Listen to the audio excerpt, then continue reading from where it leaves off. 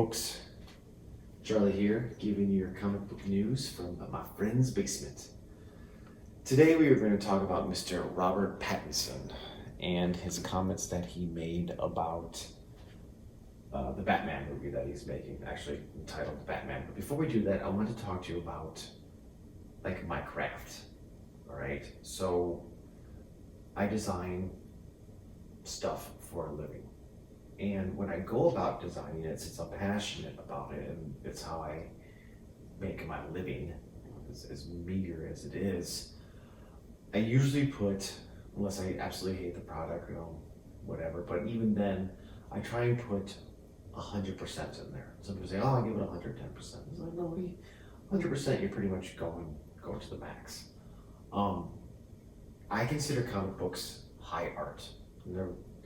I really got into an argument with one of my friends one time about whether comic books are high art or not. Actually, several of my friends, and they were like, no, they're not. I'm like, actually, I believe that they are.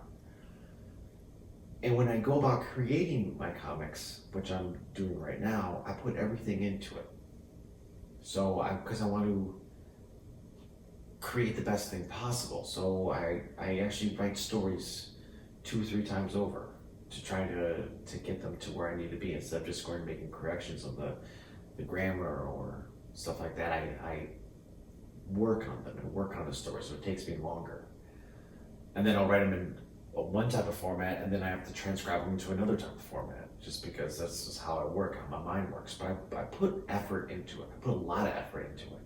And I do research, and I read about other comic books, and not just comic books, but I read other stories, and I watch a whole bunch of stuff, and then it seems like I'm just kind of goofing around, but it's not, because my craft is storytelling. I like to think that I'm somewhat good at it. Now, when I work with somebody, let's give, for example, a cameraman, if I'm doing a movie, or most recently, an artist, all right? I expect them to bring 100% too. And I can tell when somebody's phoning it in. It's very evident they're late on their work, they're not very communicative about what you're trying to do, or what they're trying to bring to the table. So if you need a scene crafted or something like that, you need a character made, they're sketchy about it, oh yeah, I'm gonna get to it in a couple of days. I'm really bogged down. To me, that's not an excuse. You've said you're gonna create something, you're gonna create this timeline, and now you're late. All right, so when I work with people, I'm very selective about it, because I want to work with the best. Whether I can afford them or we can come to a deal, that's a whole other story, but I'll always try and work with the best person possible, somebody that's enthusiastic about what they're doing.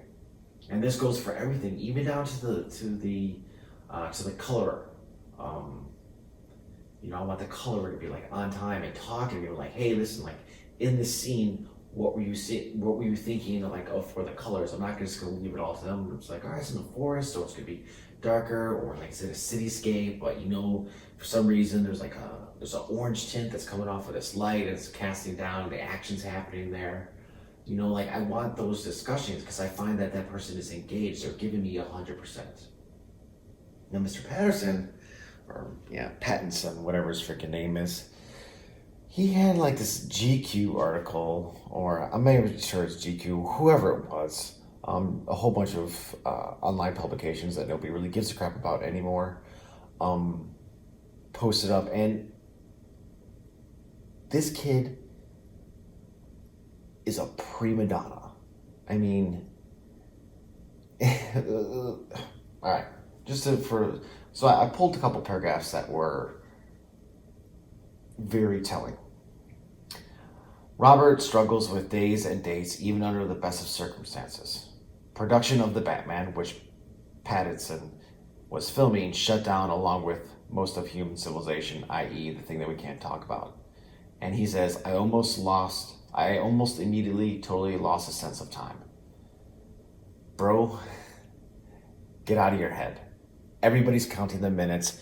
Everybody's freaking suffering. You're some rich dude that they put up in a swanky ass freaking apartment. And he goes on to it too. I don't have a sense of time. I think something 2 years ago could actually be a week ago. It's definitely been a complaint about my personality. He says 3 different people call them to remind him to call me. Me being the writer of the article. This dude needs to get off his goddamn high horse and get into the mindset of who he is. He's a man that's being paid to be a professional actor, not a little baby that can't freaking turn his wrist to look at a watch. Right? So that right there is, if I was the director of that and I read that article, I would look into how deep we are into production and I would see if I can get him replaced. Because, actually, if I was the producer too.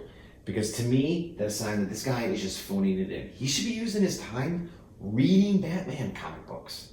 Reading just comic books in general. Trying to get into the mindset of who Bruce Wayne is. One of the problems I had with the last Batman trilogy, the third and final movie wasn't bad. Bruce Wayne would never leave Gotham. Not to somebody else's hands. It's like what he dedicated his life to. He made a promise to his dead parents that he would protect their city. You know, he wouldn't just be like, oh, I'm gonna quit and get off and leave with this one chick. So, who was the Catwoman? I said, yeah, very nice, very nice. But still, anyways, trying to get in the mindset of Bruce Wayne and Batman. You have all this additional time, you know, start doing outreach to the fans. Like, tell them, like, I remember when Superman, Henry, I'm not even going to butcher his name. I'm known for butchering names. Was getting crap from The Witcher, and then everybody realized that this dude knew the character and played the game.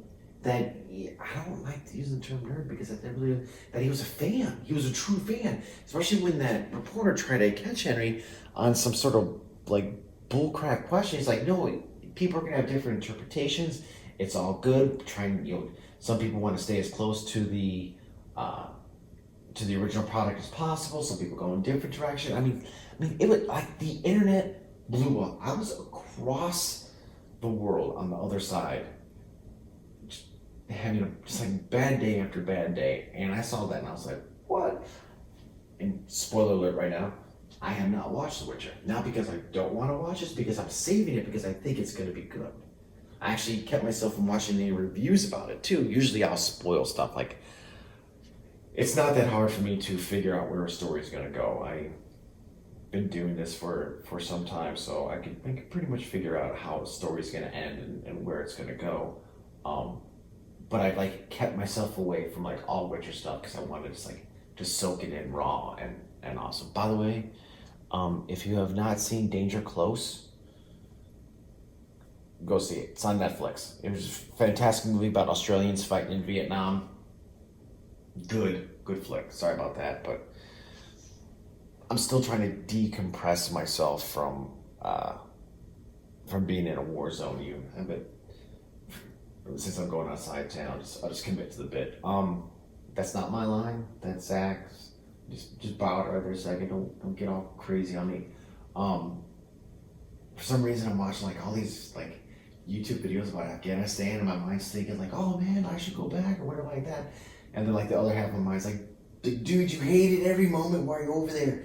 You don't want to go back. Like, shut up. You're not volunteering. Just it is what it is. So he's complaining about like not having time and like how it's hard and stuff like that. He's like, he's in London with his girlfriend in an apartment the Batman folks rented for him. So he's not even paying for where he's living. Still eating meals the Batman folks are providing for him. So he's not paying for food. And the other day he got nervous because he thought they might stop or forget. I'm like, dude, you're a freaking movie star. They're not going to stop and forget.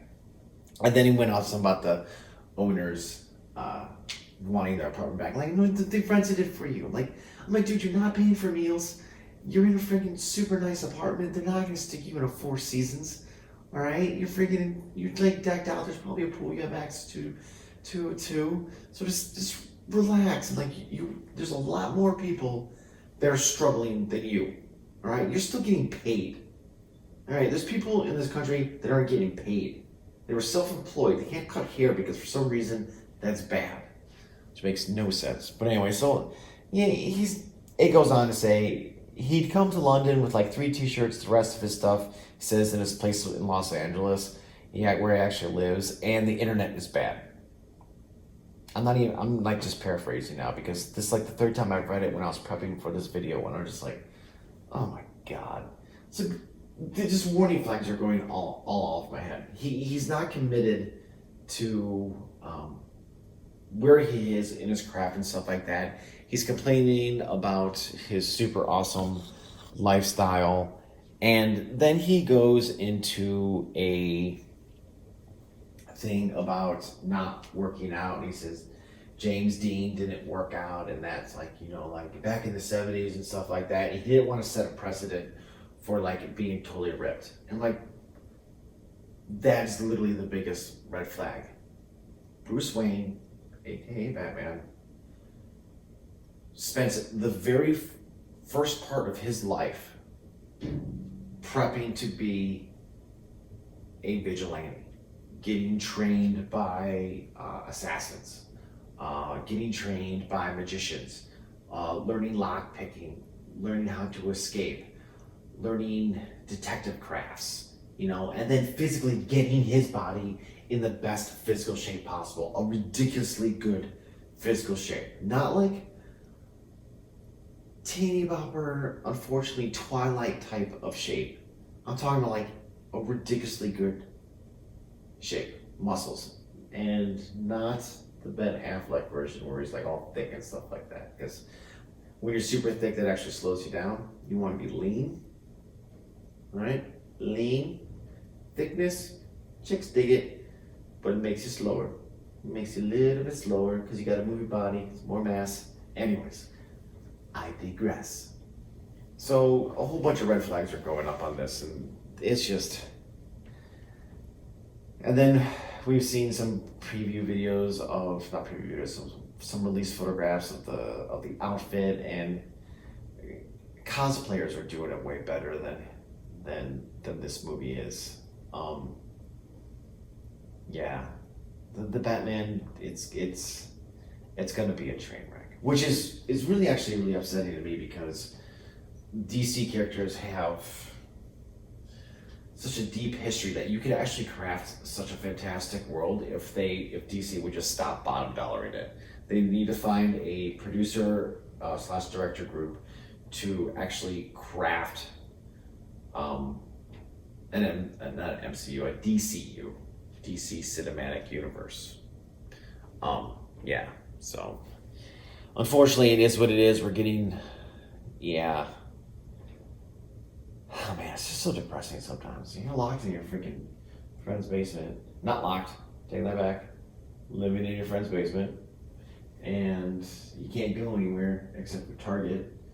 And then you see people that literally have everything, and like their entire job is to just try and be the best at their craft as possible. And he is being some sort of, downtown New Yorker prep boy Batman thing, Twilight star. I don't know. It's just a damn shame. So yeah, don't keep your hopes up. It's gonna probably be. Hold on a second. Let's do the odds here. Let's give it a.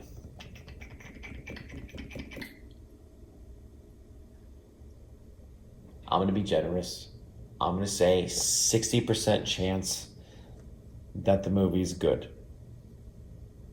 60% chance. As more stuff comes out, I might drop that number a little bit. Anyways, that was a quick one. Hit the bell for notifications. Hit the button to subscribe or follow, whatever the little deal is. And I will see you guys on the flip side. Later.